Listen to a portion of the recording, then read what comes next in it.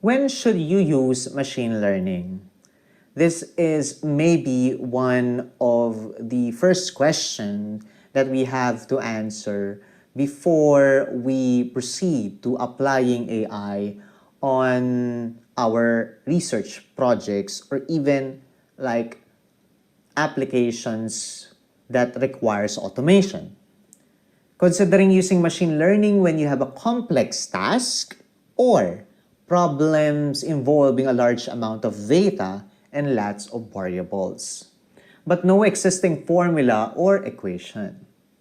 A very good example would be handwritten rules and equations are too complex, such as in face recognition or speech recognition.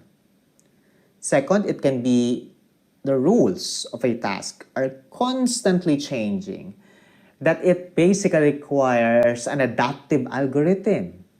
An example would be in fraud detection from transaction records. Finally, the nature of the data keeps changing and the program needs to adapt, as in automated trading, energy demand forecasting, and predicting shopping trends.